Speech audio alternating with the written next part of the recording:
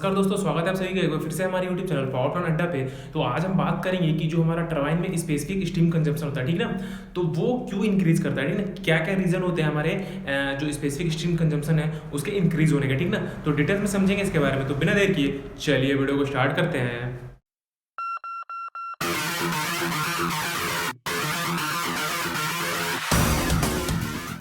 तो बात करते हैं कि जो हमारा स्टीम टरबाइन में स्पेसिफिक स्टीम कंजम्पशन होता है वो किन किन कारणों से बढ़ जाता है, ठीक ना। तो सबसे पहले देखते हैं जो हमारा एसएससी होता है ना, स्पेसिफिक स्टीम कंजम्पशन, वो होता है कि मतलब 1 मेगावाट को जनरेट करने में हमारा कितना स्टीम कंज्यूम हो रहा है, ठीक है, उसको हम क्या बोलते हैं, स्पेसिफिक स्टीम कंजम्पशन। ये नॉर्मली जो होता है स्टैंडर्ड, मतलब स्टैंडर्ड नहीं बोल सकते, लेकिन जो मतलब एक तरह से बोल सकते हैं कि अगर इतना हमारा स्पेसिफिक स्टीम कंजम्पशन हो रहा है, दैट मीन्स कि हमारी टरबाइन इफिशिएंटली वर्क कर रही है, ठीक ना। वो होता है आपका 4 to 4.5 टन, ठीक ना। ओके, मतलब कि 1 मेगावाट स्टीम जनरेट करने के लिए अगर हमारा 4 से 4.5 टन का स्टीम लग रहा है, दैट मीन्स कि हमारी टरबाइन इफिशिएंटली वर्क कर रही है। ओके, अगर इससे ये बढ़ रहा है, ठीक ना, तो मतलब कुछ प्रॉब्लम है, ठीक ना। तो ये होता है हमारा स्पेसिफिक स्टीम कंजम्पशन। भाई बात करेंगे कि किन किन कारणों से बढ़ता है। ओके, तो सबसे पहला रीजन है कि अगर जो हमारा वैक्यूम है, ठीक ना, लोअर वैक्यूम, ओके, लोअर, अगर जो हमारा वैक्यूम है, वैक्यूम डिस्टर्ब हो रहा है, ठीक ना, अगर वैक्यूम कम हो रहा है हमारे कंडेंसर में, तो भी ये जो आपका स्पेसिफिक स्टीम कंजम्पशन है वो बढ़ने लगेगा, ठीक ना। और दूसरा रीजन है MS pressure and temperature decrease, ठीक ना। जो हमारा मेन स्टीम का प्रेशर एंड टेम्परेचर है, ठीक ना, अगर वो भी डिक्रीज हो रहा है तो भी हमारा क्या है, जो हमारा एसएससी है, स्पेसिफिक स्टीम कंजम्पशन है, वो बढ़ेगा, ठीक ना। तीसरा रीजन है हमारा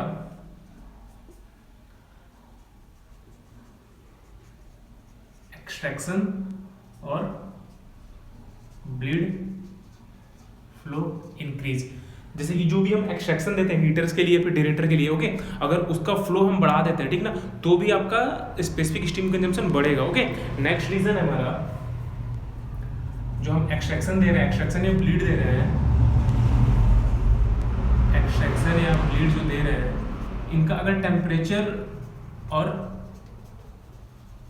प्रेशर इंक्रीज कर दे, ठीक ना, तो भी हमारा स्पेसिफिक स्टीम कंजम्पशन बढ़ने लगेगा, ठीक ना। अभी बात करेंगे कि जो ये हमारे रीजन है, ठीक ना, तो इनको हम अभी कैलकुलेशन करके देखेंगे कि कैसे बढ़ता है, ठीक ना। तो देखते हैं कि जो हमारा कंडेंसर में अगर वैक्यूम कम हो रहा है, ठीक ना, तो उस केस में हमारा स्पेसिफिक स्टीम कंजम्पशन कैसे बढ़ेगा, ठीक ना। देखिए यहाँ पे हमने एक एग्जांपल लिया है, मान लीजिए कि हमारे पास एक 10 मेगावाट का प्लांट है, ठीक ना, जिसका जो स्टीम का पैरामीटर है, प्रेशर उसमें हम कितना मेंटेन करें, 65 kg, टेम्परेचर है उसका 490 डिग्री सी, ठीक ना, और हमने दो वैक्यूम कंसीडर किया, वैक्यूम प्रेशर जो हमारा हायर साइड, जो मतलब हाई वैक्यूम है वो है -0.9 और जो लो है वो है -0.8 kg पर सेंटीमीटर स्क्वायर। ओके, तो हम इन दोनों वैक्यूम पे कैलकुलेशन करके देखेंगे कि जो -0.9 kg पर सेंटीमीटर स्क्वायर, ठीक ना, उस पे हमारा कितना स्पेसिफिक स्टीम कंजम्पशन लग रहा है, और जो -0.8 है मतलब वैक्यूम है, उस पे हमारा स्पेसिफिक स्टीम कंजम्पशन कितना लग रहा है, ठीक ना। दोनों कैलकुलेट करके देखेंगे, फिर हमें समझ में आएगा कि जो हमारा मतलब कि वैक्यूम कम होता है तो क्यों हमारा स्पेसिफिक स्टीम कंजम्पशन बढ़ जाता है, ठीक ना। तो देखिए हमने इस प्रेशर और टेम्परेचर पे एंथैल्पी निकाल लिया है, स्टीम का कितना आ गया है, 810 किलो कैलोरी पर केजी। ओके, और जो हमारा ये वैक्यूम था, वैक्यूम पे हमने सैचुरेटेड स्टीम का एंथैल्पी ले लिया है, वो कितना आ गया आपका, -0.9 पे है हमारा 619 किलो कैलोरी, और -0.8 kg पर सेंटीमीटर स्क्वायर पे हमारा 624 किलो कैलोरी पर केजी। ओके, तो यहाँ पे एक पावर का फॉर्मूला होता है P = Q H2 - H1 / 860, ठीक ना। ये है हमारा 860 = 1 किलोवाट आवर। ओके, इस फॉर्मूले से हम देखेंगे तो हमारा P कितना था, पावर जनरेशन कितना होता है, 10 मेगावाट, ठीक ना। 10 मेगावाट = Q क्या है, Q हमें निकालना है, स्टीम फ्लो। ओके, यहाँ पे H2 क्या था, H2 हमारा ये है एंथैल्पी ऑफ स्टीम, ये कितना हो जाएगा 810 माइनस हमारा H1 क्या है, पहले हम -0.9 पे देख रहे हैं, हायर वैक्यूम के साइड देख रहे हैं, तो ये है हमारा 619, ओके, अपॉन 860, ठीक ना। कितना ये हमारा 10, और ये Q हमें निकालना है 810, ये हमारे एंथैल्पी ऑफ स्टीम हो गई और ये हमारे एंथैल्पी ऑफ सैचुरेटेड स्टीम हो गई, ठीक है। तो ये कितना हो गया हमारा, ये 10 है, कितने मेगावाट का प्लांट था, कितना पावर जनरेशन कर रहे थे, 10 मेगावाट, ओके। और 810 है हमारा एंथैल्पी ऑफ स्टीम और 619 है हमारा सैचुरेटेड स्टीम की एंथैल्पी, ओके। तो ये हमारा हो जाएगा Q मल्टीप्लाई 165, इसको माइनस करें 165 आ जाएगा, ये हमारा हो जाएगा 860, ओके। तो यहाँ से ये 860 हमारा इधर आ जाएगा, तो ये हो जाएगा 8600 इक्वल टू Q मल्टीप्लाई 165, तो Q इक्वल टू हो जाएगा हमारा 8600 अपॉन 165, ठीक ना। तो ये कुछ आएगा 45 ton, okay, 45 ton of steam आ जाएगा, ओके। तो यानी कि 10 मेगावाट का पावर जनरेशन करने के लिए, अगर 10 मेगावाट का हम पावर जनरेशन कर रहे हैं और अपने कंडेंसर में जो हम वैक्यूम मेंटेन कर रहे हैं वो कितना कर रहे हैं, -0.9 kg पर सेंटीमीटर स्क्वायर, तो आपको 10 मेगावाट का पावर जनरेट करने के लिए 45 टन का स्टीम लगेगा, ठीक ना। दैट मीन्स कि अगर इसको आप 10 से डिवाइड करेंगे तो आपका आ जाएगा 4.5, ठीक ना, जो कि मैंने पहले बताया था आपको, जो एसएससी होता है आपका 4 से 4.5 रहता है, तो यहाँ पे भी आपका आ जाएगा 4.5, ओके। तो ये तो हमने देखा कि 0.9 पे हमारा कितना स्टीम लग रहा है, 45 टन, ठीक ना। अब हम सेम कैलकुलेशन करेंगे किसके लिए, -0.8 kg पर सेंटीमीटर स्क्वायर वैक्यूम के लिए, ठीक ना। तो यहाँ पे देखते हैं 10 इक्वल टू, ये हमारा हो जाएगा Q सेम ही रहेगा, ये एंथैल्पी ऑफ स्टीम सेम रहेगी, ये वाला सैचुरेटेड स्टीम की एंथैल्पी चेंज होगी, ये हो जाएगी हमारी 624, ओके। नीचे आ जाएगा हमारा 860, ओके। तो इसको हम सॉल्व करेंगे तो ये हो जाएगा हमारा 8600 इक्वल टू Q इंटू 184, तो ये हो जाएगा हमारा Q इक्वल टू 8600 अपॉन 184, ये आएगा हमारा कुछ 46 टन, ठीक ना। इसको आप सॉल्व करेंगे कितना आएगा, सॉरी ये हमारा 186 होगा, 184, ठीक ना। ये कितना देगा हमारा 46 टन, ओके। 46 टन के करीब हमारा स्टीम लगेगा। तो देखिए यहाँ पे हमारा स्टीम का कंजम्पशन बढ़ गया जब हमने वैक्यूम कम किया, जब आप देख रहे हो कि जब वैक्यूम हमने कम किया है, तो ये मैं लिख देता हूँ 4 - 0.8 kg पर सेंटीमीटर स्क्वायर वैक्यूम, ओके। और ये हमारा -0.9 kg पर सेंटीमीटर स्क्वायर वैक्यूम, ठीक है। ये देखिए 0.9 का जो हम वैक्यूम मेंटेन कर रहे थे उसमें हमारा स्टीम कितना लगा, 45 टन, और अगर हम वहीं हमने क्या किया, वैक्यूम को रिड्यूस कर दिया, ठीक ना, तो हमारा स्टीम कंजम्पशन बढ़ गया, करीब 1 टन का स्टीम कंजम्पशन बढ़ गया, ठीक ना। तो इससे हमें प्रूफ होता है कि अगर हम वैक्यूम कम करते अपने कंडेंसर में तो क्या होगा, हमारा टरबाइन का स्पेसिफिक स्टीम कंजम्पशन बढ़ेगा, ठीक ना। अब नेक्स्ट बढ़ते हैं, नेक्स्ट हमारा क्या था कि जो मेन स्टीम का पैरामीटर है उसको अगर हम कम करते हैं तो, ठीक ना। तो सेम एग्जांपल में हम देखेंगे क्या है हमारा, लोअर एमएस टेम्परेचर पैरामीटर, ठीक ना। अगर हम जो हमारा मेन स्टीम का प्रेशर और टेम्परेचर है उसको हम कम करते हैं तो भी हमारा स्पेसिफिक स्टीम कंजम्पशन बढ़ता है, ठीक ना। तो अभी हम बात करेंगे कि अगर मान लीजिए कि जो हमारा मेन स्टीम का प्रेशर है, ठीक ना, उसको हमने जो मेन स्टीम का प्रेशर और टेम्परेचर है उसको हमने रिड्यूस कर दिया, मतलब कम कर दिया, तो फिर हमारा मतलब स्पेसिफिक स्टीम कंजम्पशन में क्या फर्क पड़ेगा, ठीक है। तो जैसे कि हमने पहले देखा कि हमारा 65 kg और 65 kg पर centimetre square and 490 degree C पे हमारा स्पेसिफिक स्टीम कंजम्पशन कितना आ रहा था, 10 मेगावाट के लिए हमारा 45 टन आ रहा था, ठीक ना। मतलब कि अगर हमारा प्रेशर 65 kg चल रहा है, टेम्परेचर 490 डिग्री सी चल रहा है और हमें 10 मेगावाट का पावर जनरेट करना है, तो हमारा स्टीम कितना कंज्यूम हो रहा था, 45 टन, ठीक ना। अभी हम बात करेंगे, जैसे कि देखिए हमने यहाँ पे प्रेशर और टेम्परेचर बढ़ा दिया, मतलब प्रेशर कर दिया 75 और टेम्परेचर कर दिया 510, ठीक ना। तो यहाँ पे अभी हम कैलकुलेट करेंगे कि हमारा प्रेशर और टेम्परेचर बढ़ा दे, मतलब इंक्रीज कर दिया, ठीक ना, तो फिर हमारा क्या फर्क पड़ेगा, ओके। तो देखते हैं यहाँ पे, तो यहाँ पे हमारा 75 kg प्रेशर और टेम्परेचर पे जो हमारी इंथैल्पी आई वो कितनी है, 819। तो सेम फॉर्मूला हम लगाएंगे यहाँ पे, P इक्वल टू हो जाएगा हमारा Q 819 माइनस इंथैल्पी एट यहाँ पे जो हमारा सैचुरेटेड स्टीम का इंथैल्पी था -0.9 kg पर सेंटीमीटर स्क्वायर पे, ये था हमारा 619, 619 अपॉन 860, ठीक ना। और यहाँ पे पी था हमारा 10, तो ये हो जाएगा हमारा Q मल्टीप्लाई 200 अपॉन 860, तो 8600 इक्वल टू Q अपॉन, तो ये हमारा आ जाएगा 43 टन, ठीक ना। तो देखिए हमारा जब स्टीम का प्रेशर और टेम्परेचर कम था, मतलब 65 kg पे और 490 डिग्री सी पे, हमारा स्पेसिफिक मतलब स्टीम का कंजम्पशन कितना लग रहा था, 10 मेगावाट को जनरेट करने के लिए 45 टन, ठीक ना। और अभी देखिए, अभी हमने जैसे कि आपका प्रेशर भी बढ़ा दिया, टेम्परेचर भी बढ़ा दिया, तो आप देखेंगे कि जो हमारा स्टीम का कंजम्पशन है वो कम हो गया, ठीक ना। 2 टन का हमारा स्टीम कंजम्पशन कम हो गया, मतलब कि जहां हमें 10 मेगावाट जनरेट करने के लिए 45 टन की स्टीम की जरूरत पड़ रही थी, वही अभी हमें 10 मेगावाट का पावर जनरेट करने के लिए 43 टन का स्टीम का जनरेशन स्टीम की जरूरत पड़ रही है। दैट मीन्स कि अगर हम मेन स्टीम का प्रेशर और टेम्परेचर कम करते हैं तो भी हमारा स्पेसिफिक स्टीम कंजम्पशन बढ़ता है, ठीक ना। अब अगले कॉज की तरफ बढ़ेंगे। अगला रीजन क्या था हमारा, कि अगला रीजन था हमारे पास कि जो हमारा ब्लीड का स्टीम है, ब्लीड या एक्सट्रैक्शन, ठीक ना, उसका अगर हम फ्लो मतलब बढ़ा देते हैं या कम करते हैं, ठीक ना, तो उससे फर्क पड़ता है। ओके, उसके बारे में हम देखेंगे अभी।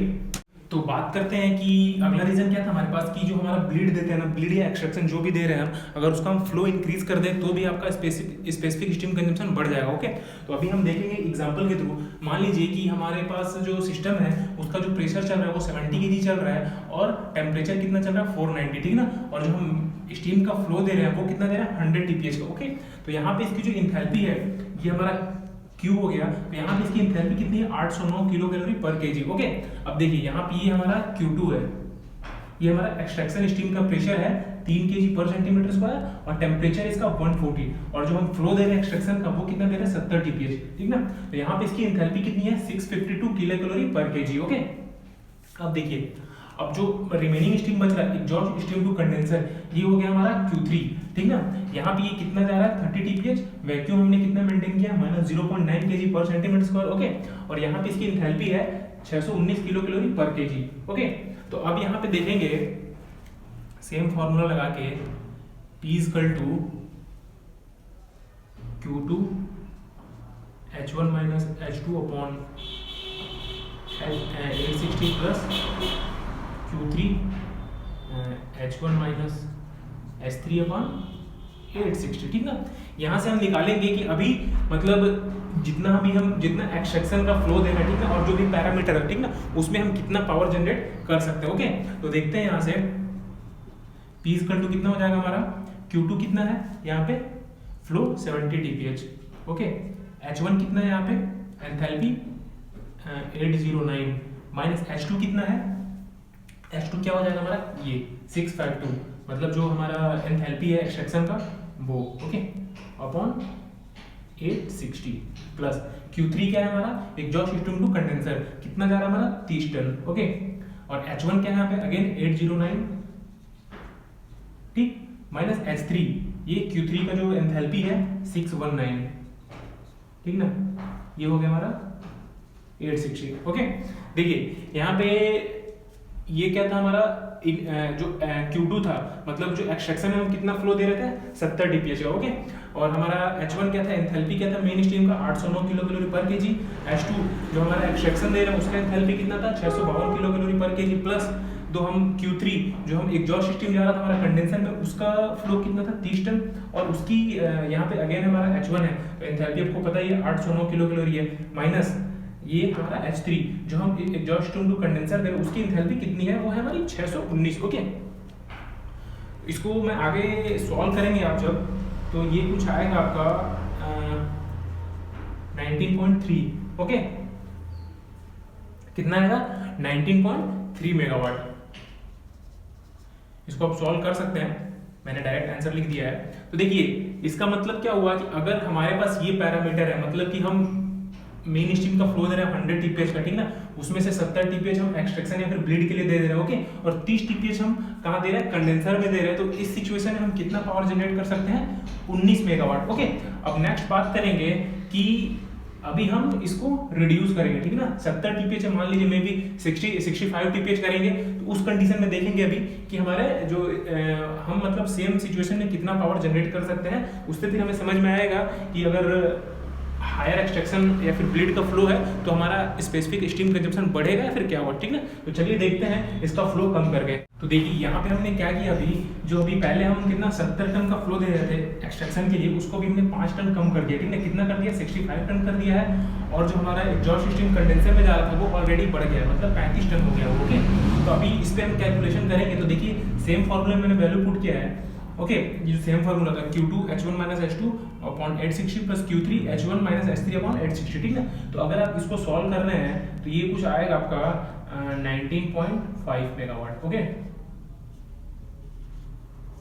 तो देखिए जहां हम 70 टन का फ्लो दे रहे थे एक्सट्रैक्शन के लिए, वहां पे हम कितना पावर जनरेट कर पा रहे थे सेम स्टीम के पैरामीटर में 19.3 मेगावाट, ठीक है ना। और जैसे ही हमने 5 टन का एक्सट्रैक्शन कम कर दिया तो देखिए हमारा पावर जनरेशन बढ़ गया, ठीक है। भले ही 0.2 मेगावाट बढ़ा हो लेकिन बढ़ गया, ठीक है ना।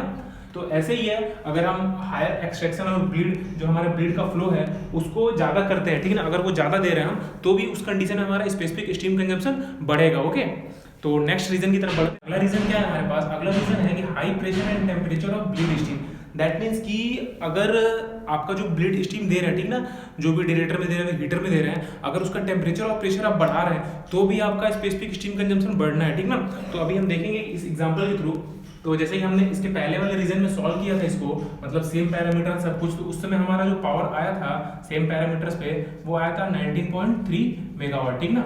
मतलब ये सारी हमारी कंडीशन थी। प्रेशर 70 kg था, टेम्परेचर 490 था, ओके। और हम स्टीम का फ्लो कितना दे रहे थे 100 टीपीएच, ओके। और एक्सट्रैक्शन जो दे रहे थे हम, उसका प्रेशर था 3 kg, टेम्परेचर था 140 और उसका फ्लो था 70, ठीक ना। और जो हमारा एग्जॉस्ट स्टीम जा रहा था कंडेंसर में वो जा रहा था हमारा 30 टन और वैक्यूम हमने कितना मेंटेन किया था -0.9 kg पर सेंटीमीटर स्क्वायर, ओके। तो उस कंडीशन में हमारा पावर कितना जनरेट हो रहा था 19.3 मेगावाट, ओके। तो अब बात करेंगे कि जो हम ये एक्सट्रैक्शन का प्रेशर और टेम्परेचर था ना, इसको हम बढ़ाएंगे थोड़ा, ठीक ना। बढ़ाएंगे दैट मीन्स कि इसको मान लीजिए हम 4 kg कर देते हैं और ये हम 160 डिग्री सी कर देते हैं, ठीक ना। हमारा फ्लो वगैरह सब कुछ सेम रहेगा।